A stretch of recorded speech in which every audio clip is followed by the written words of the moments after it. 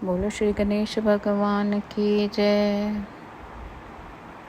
शंकर भगवान की जय, श्री हरि विष्णु भगवान की जय, माता महालक्ष्मी की जय। राधे राधे भक्तजनों, आज वैशाख माह की पूर्णमासी है। जैसा कि आप जानते हैं, हर महीने पूर्णिमा का पर्व मनाया जाता है। हिंदू धर्म में वैशाख माह में पड़ने वाली पूर्णिमा को अधिक शुभ माना गया है। इस वर्ष वैशाख पूर्णिमा 12 मई को है। पूर्णिमा तिथि पर चंद्रदेव, भगवान विष्णु और माँ लक्ष्मी की पूजा की जाती है। धार्मिक मान्यता है कि इस दिन पूजा करने से दुख और दरिद्रता दूर होती है।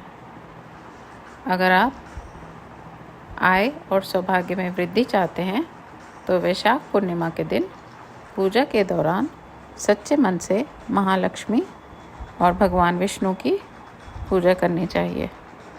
वैशाख पूर्णिमा को ही बुद्ध पूर्णिमा के नाम से भी जाना जाता है। दरअसल हिंदू धार्मिक मान्यताओं के अनुसार वैशाख महीने की ही पूर्णिमा के दिन भगवान गौतम बुद्ध का जन्म हुआ था। आज के दिन आपको चाहिए कि सुबह जल्दी उठें, स्नान करें। यदि संभव हो तो पवित्र नदी में स्नान करें, अन्यथा सामान्य जल में गंगा जल मिलाकर स्नान करें। स्नान के बाद सूर्य देव को अर्घ्य दें और उनके मंत्रों का जाप करें। फिर भगवान विष्णु की पूजा करें और जो हम आगे कथा सुनाएंगे उसको सुनें। भगवान को फूल और अक्षत अर्पित करें। अपनी मनोकामना का स्मरण करें। ब्राह्मण को पानी से भरा घड़ा, पकवान और अन्य दान दें। इस दिन धर्मराज के निमित्त जल से भरा कलश और पकवान देने से गौदान के समान फल मिलता है। 5 या 7 ज़रूरतमंद व्यक्तियों और ब्राह्मणों को शक्कर के साथ तिल देना चाहिए। भगवान विष्णु को और माता लक्ष्मी को फलों का भोग लगाएं और खुद भी उनको ग्रहण करें। आइए अब कथा शुरू करते हैं। एक बार द्वापर युग के समय माता यशोदा भगवान श्री कृष्ण से पूछती हैं कि आप संसार के पालन करता हो, मुझे ऐसा कोई उपाय बताओ जिससे मृत्यु लोक में किसी भी स्त्री को विधवा होने का भय ना हो और ना ही उसे निसंतान होने का दुख रहे। तब भगवान श्री कृष्ण ने अपनी माँ से कहा कि मैं आपको एक ऐसे ही व्रत के बारे में विस्तार से बताता हूँ। सौभाग्य प्राप्ति के लिए हर महिला को 32 पूर्णमासी तक पावन व्रत को करना चाहिए। इससे संतान और सौभाग्य की रक्षा होती है। कांतिका नामक नगर में राजा चंद्रहास से राज करता था। उसके नगर में एक धनेश्वर नामक ब्राह्मण भी अपनी पत्नी सुशीला के साथ रहता था। उनके घर में किसी प्रकार के धन संपत्ति की कोई कमी नहीं थी, लेकिन ब्राह्मण को कोई संतान नहीं थी, जिसके कारण दोनों पति पत्नी बहुत दुखी रहते थे। एक बार उस नगर में एक साधु आता है जो सभी घरों से भिक्षा मांगकर गंगा नदी के किनारे भोजन कर जीवन यापन करता था। लेकिन वह साधु धनेश्वर के घर भिक्षा मांगने नहीं जाता था। यह देखकर सुशीला और धनेश्वर बहुत दुखी हुए और जाकर उस साधु से पूछे कि आप सभी घरों से भिक्षा लेते हैं लेकिन हमारे घर से नहीं, ऐसा क्यों करते हैं आप महाराज? तब साधु ने कहा कि तुम निसंतान हो और ऐसे घर से भिक्षा लेना पतितों के अन्न के समान होता है। मैं पाप का भागीदार नहीं बनना चाहता, इसलिए तुम्हारे घर से भिक्षा नहीं लेता हूँ। यह सुन धनेश्वर बहुत दुखी हो जाते हैं और साधु से पूछते हैं कि ऐसा कोई उपाय बताइए जिससे मुझे भी संतान सुख की प्राप्ति हो। तब उस साधु ने उस दंपत्ति को 16 दिन तक माँ चंडी के पूजन की सलाह दी, जिसके बाद धनेश्वर और उसकी पत्नी ने ऐसा ही किया।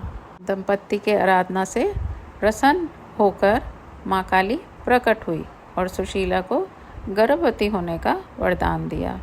माँ काली ने कहा जा, तेरा पुत्र होगा, लेकिन उसकी आयु सिर्फ 16 वर्ष होगी।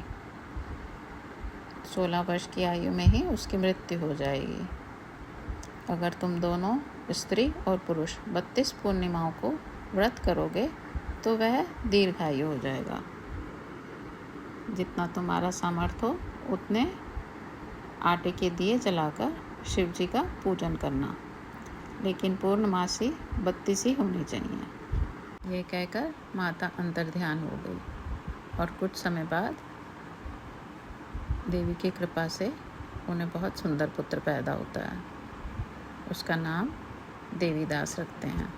माता पिता हर्ष और शोक के साथ उस बालक का पालन पोषण करते हैं। भगवान की कृपा से बालक बहुत ही सुंदर था, सुशील और पढ़ाई लिखाई में भी बहुत ही निपुण था। माता चंडी के कथानुसार उसकी माता ने 32 पूर्णमासी का व्रत रखा। जैसे ही 16वां साल लगा, दोनों पति पत्नी बहुत दुखी हुए, कहीं उनके पुत्र की मृत्यु न हो जाए। उन्होंने सोचा कि अगर उनके सामने यह सब हुआ तो वह कैसे देख पाएंगे। तभी उन्होंने देवदास के मामा को बुलाया और देवदास को काशी में पढ़ने के लिए भेज दिया। 1 वर्ष के बाद उसे वापस लेकर आ जाना, ऐसा बोला। देवदास ने मामा के साथ एक घोड़े पर सवार होकर चल दिया। उसके मामा को भी यह बात पता नहीं थी। दोनों पति पत्नी ने विधिपूर्वक 32 पूर्णमासी का व्रत पूरा किया। दूसरी तरफ मामा और भांजा दोनों रात गुजारने के लिए रास्ते में एक गांव में रुके। उस दिन उस गांव में ब्राह्मण की कन्या का विवाह होने वाला था। जिस धर्मशाला में वर और बारात के बाकी लोग रुके हुए थे, उसी धर्मशाला में देवदास और उसका मामा ठहर गए। उधर कन्या को तेल आदि चढ़ाने के बाद जब लगन का समय आया तो वर की तबीयत खराब हो गई। वर के पिता ने अपने परिवार वालों से विचार विमर्श करके कहा कि यह देवदास मेरे पुत्र जैसा ही है, मैं इसके साथ लगन करा दूं तो बाद में बाकी सारे काम मेरे बेटे के साथ पूरे हो जाएंगे। ऐसे कहने के बाद वर के पिता देवदास को मांगने के लिए उसके मामा के पास गए और उन्हें सारी बात बताई। मामा ने कहा कि कन्यादान में जो कुछ भी मिलेगा वो हमें दे दिया जाए। वर के पिता ने ये बात स्वीकार कर ली। उसके बाद देवदास का विवाह उस कन्या से संपन्न हो गया। इसके बाद वह अपनी पत्नी के साथ भोजन ना कर सका और मन में विचार करने लगा कि ना जाने ये किसकी पत्नी होगी। यह सोचकर उसकी आंखों में आंसू आ गए। जब वधू ने पूछा कि क्या बात है, आप उदास क्यों हो, तब उसने सारी बातें पत्नी को बता दी। तब कन्या कहने लगी कि यह ब्रह्म विवाद के विपरीत है। आप ही मेरे पति हैं, मैं आपकी ही पत्नी रहूँगी, किसी अन्य की कभी नहीं। तब देवदास ने कहा, ऐसा मत करिए क्योंकि मेरी आयु बहुत कम है, फिर भी मेरा विवाह ज़बरदस्ती करवा दिया गया है। ऐसा कहकर वो वहाँ से चला गया। कुछ समय बाद जब काल देवदास के प्राण लेने के लिए आया तो काल देवदास का प्राण नहीं ले पाया। तब काल ने यमराज से कहा कि यह देवदास के प्राण लेने में असमर्थ है।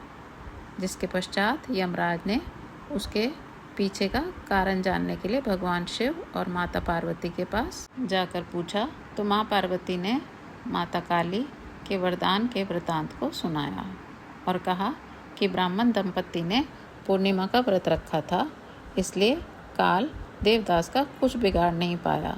तभी से कहा जाता है कि पूर्णिमा के दिन व्रत करने से काल से मुक्ति मिलती है। भगवान सभी मनोकामनाएं पूरी करते हैं। इस व्रत को धन और संतानदायक माना गया है। जो भी श्रद्धालु पूरे विधि विधान के साथ वैशाख पूर्णिमा का व्रत रखता है और यह कथा सुनता है, उसको खूबसूरत संतान मिलती है और वह संतान माता पिता का नाम अवश्य रोशन करती है। बोलो श्री हरि विष्णु भगवान की जय। ओम जय जगदीश हरे, स्वामी जय जगदीश हरे। भक्त जनों के संकट क्षण में दूर करे। ओम जय जगदीश हरे। जो ध्यावे फल पावे, दुख बिन से मन का। स्वामी दुख बिन से मन का, सुख संपत्ति घर आवे। सुख संपत्ति घर आवे, कष्ट मिटे तन का। ओम जय जगदीश हरे, ओम जय जगदीश हरे। स्वामी जय जगदीश हरे, भक्त जनों के संकट क्षण में दूर करे। ओम जय जगदीश हरे। मात पिता तुम मेरे, शरण गहूँ मैं किसकी। स्वामी शरण गहूँ मैं किसकी, तुम बिन और न दूजा, प्रभु बिन और न दूजा। आस करूँ मैं किसकी। ओम जय जगदीश हरे, ओम जय जगदीश हरे। स्वामी जय दीनानाथ हरे, भक्त जनों के संकट क्षण में दूर करे। ओम जय जगदीश हरे। तुम पूरन परमात्मा, तुम अंतर्यामी। स्वामी तुम अंतर्यामी, पार ब्रह्म परमेश्वर, पार ब्रह्म परमेश्वर, तुम सबके स्वामी। ओम जय जगदीश हरे, ओम जय जगदीश हरे। स्वामी जय दीनानाथ हरे, भक्त जनों के संकट क्षण में दूर करे। ओम जय जगदीश हरे। तुम करुणा के सागर, तुम पालन करता। स्वामी तुम पालन करता, मैं मूर्ख कल कामी, मैं सेवक तुम स्वामी। कृपा करो भरता। ओम जय जगदीश हरे, ओम जय जगदीश हरे। स्वामी जय दीनानाथ हरे, भक्त जनों के संकट, दास गणों के संकट क्षण में दूर करे। ओम जय जगदीश हरे। तुम हो एक अगोचर, सबके प्राणपति। स्वामी सबके प्राणपति, किस विधि मिलूं दया मैं, किस विधि मिलूं दया मैं, तुमको मैं कुमति। ओम जय जगदीश हरे, ओम जय जगदीश हरे। स्वामी जय दीनानाथ हरे, भक्त जनों के संकट क्षण में दूर करे। ओम जय जगदीश हरे। दीन बंधु दुख हरता, ठाकुर तुम मेरे। स्वामी रक्षक तुम मेरे, अपने हाथ उठाओ, अपनी शरण लगाओ, द्वार खड़ा मैं तेरे। ओम जय जगदीश हरे, ओम जय जगदीश हरे। स्वामी जय दीनानाथ हरे, भक्त जनों के संकट क्षण में दूर करे।